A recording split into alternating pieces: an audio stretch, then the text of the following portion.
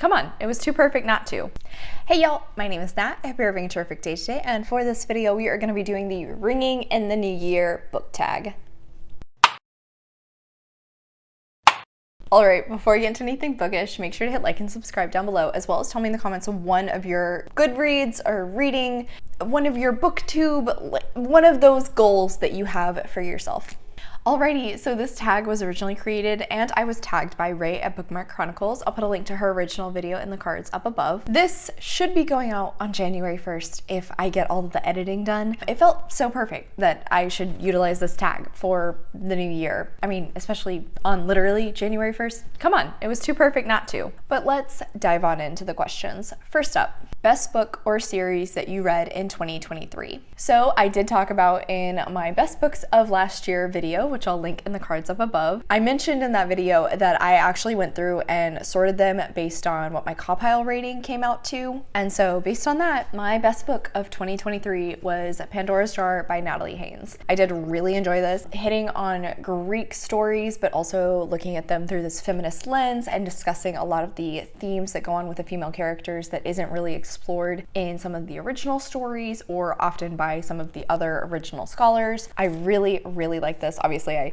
tabbed it to heck. There's also just some very great funny lines that Haynes will slide in here and there that you can't help appreciating. I really liked how she talked about the impact that these myths have had on female characters and other pieces in literature, how those women were shown in the art from those periods, and then also other female characters in media today and how that's been impacted by some of these original myths. It was just so perfectly a book for me. Oh, next question. Authors that you've discovered this year and would like to read more from. I have many. Actually, also got a video idea from Ray in which I did a new author audit last year.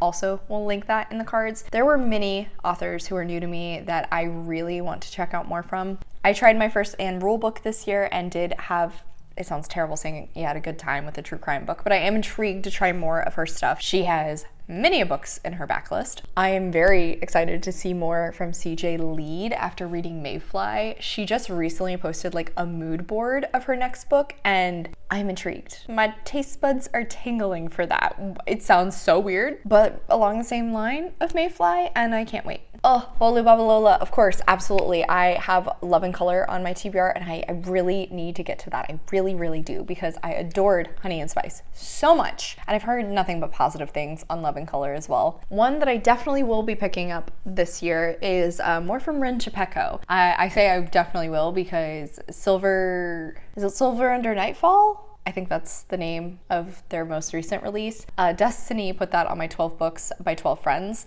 So I'm definitely gonna check out more of their stuff. I enjoyed The Sacrifice, but I feel like it was more of a B-rated horror, which is quite different from a lot of their other stuff, which is more fantasy or like pushing paranormal fantasy, and I'm intrigued. It's gonna hit some different veins, and I'm interested to see how that goes and how I like it. Costanza Consati cannot wait for more of her stuff. The character work in Clytemnestra, fantastic. I'm gonna leave it there because otherwise I'll just keep on going. And like I said, that video kind of did the same thing. Next question. Best book turned movie/TV adaptation in 2023 or your most anticipated for 2024? I don't know if I really have one for 2024 that I'm really anticipating. For 2023, I did really enjoy A Man Called Otto with Tom Hanks. That made me cry. Maybe not quite as much as the book did, but still cried a lot. And I really enjoyed Tom Hanks's portrayal. Spy Family also, watched the anime first, fell in love with it with Josh, so then I dived into the manga and have been having a fantastic time with it. Those are the only ones I can really think of. Next question. Have your reading habits changed at all this year, and have you gotten into any new genres? Yeah, I would say my reading habits have changed. I talked about, I think it was in my stats, how lately, rather than picking up mysteries or thrillers, if I want something sort of in the same vein, I've been gravitating more and more towards horror, and I'm really wanting to prioritize that as a genre more this year because I found I really like horror books. I don't know, it's not that I like written them off in the past, but I just never thought that would be a genre that I really would enjoy. I've also definitely upped my average book for the month. I have no idea what it was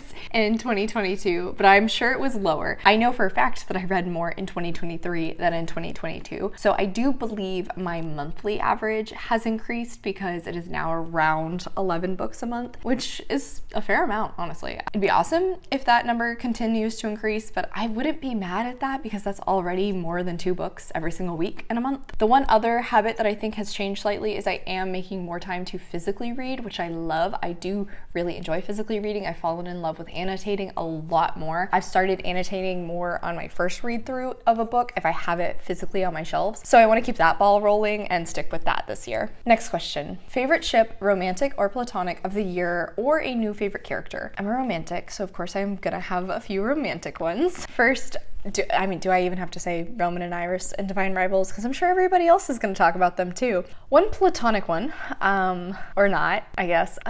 We're not going to get into specifics there because of spoilers. But Gideon and Harrow, when we first meet these two, when we first see these two interact, I did not see myself ever enjoying them as friends, ever as a couple. But by the end of it, my tune had changed. I was so impressed with Muir's creation of both their characters and the interactions between them, how they improve throughout, how their dynamic also like heals, because they have a lot of bad blood. There's a lot of just really traumatic things in each of their backgrounds as well that has influenced them to act a certain way and also treat the other person in a certain way. And the way they grow through that and start to rely on one another, start to work with each other is just so good. It was something I loved in this book. In order to not get into anything more spoilery, I will leave it at that. Final one that I have to talk about. Nena and Nestor in Vampires of El Norte, because Isabel Cañas can write longing so well. Emotion you can feel in each of these characters is just fantastic. The pining, the mutual pining is delicious. And yet there's anger in Nena's perspective because she thinks Nestor abandoned her. And there's just this wonderful awe in Nestor's because he thought she was dead. He would do anything for her. And the forbidden element of their relationship, of course, just had me even more enthralled because, they're not supposed to be together, but oh my God, would they work together. I will never get over the romance in this. I do admit this is not a horror book. This is a romance book with horror elements. I fully agree that the marketing on that was wrong, but like as a romance book, this is so good. Next question. Have you started planning your TBR for 2024 and how many books do you hope to read? Yeah, I'm me, and so I was already planning for like my Valentine's Day video in August of last year. I have many videos that I'm already in the middle of that I know will be coming out here soon. So yeah, absolutely. Of course I have. I'm type 1, type A, overachiever. It's what I do. As for the number of books I am hoping to read, seeing as how I read 138 books last year, if I continue my usual trend, I would put my goal for this year at about 135. I think that's manageable. Next question. Will you participate in any reading challenges or readathons? Of course, I'm taking part in the Goodreads reading challenge. I always do. It's just an easy way for me to keep track of those numbers. Even before I was on BookTube. Other reading challenges, not really. I'll set some out for myself probably, but nothing like the Pop Sugar Challenge or Buzzwordathon. I don't know, just those don't really appeal to me as much. Readathons, however, of course, I love a good readathon. It is a great way for me to buckle down and blast through a bunch of books. I will have my TBR coming out here soon, in which I will be talking about my participating in Winterween. I also do have a 10 books for 2024 list that I'm gonna wanna work on, and also, like I mentioned previously, I have a 12 books recommended by 12 friends that I am going to work on as well. That one I'm a little bit more nervous for because some of those are definitely outside of my comfort zone or I've never heard of them before. Final question. Any New Year's resolution or goals? Bookish, content related, or otherwise? I never really make official New Year's resolutions for myself. I don't know, I'm just not that kind of person. As for book related goals I have, first off, I want to start into the Star Wars canon books. I'm gonna start there and I'm gonna be going chronologically. I'll be filming vlogs as I'm working through that. So if you're interested in joining me throughout that experience, keep your eyes peeled for those. As for the chronological layout I am going with, so I am going off of the list from yodasdatapad.com. I'll put a link to that in the description down below if you're interested. For right now, I'm gonna stick with the canon ones because those alone are quite a project and these books are still actively coming out. I am currently hoping that I will read about 2 a month. we'll see how that goes. On top of that, I did a great job of getting ahead on a bunch of series last year, so I do want to keep on top of those, especially ones that are being released. I really want to stay on top of that. I do realize the irony in my next statement of saying I want to try and mood read more when, you know, I just said two things that are going to be kind of like structured into my reading month. I would like to mood read because sometimes it just works out really well when I really need it, but there are other times where it's like I don't want to pick.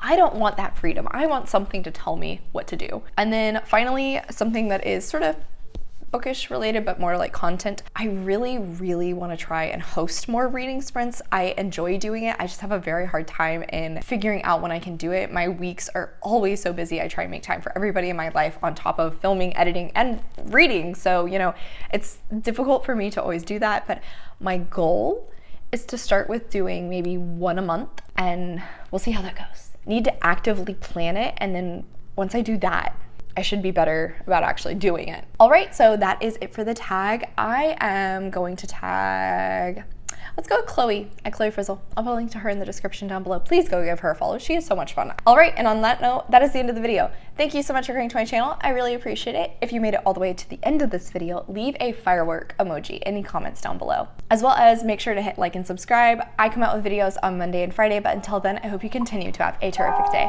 Love you, bye!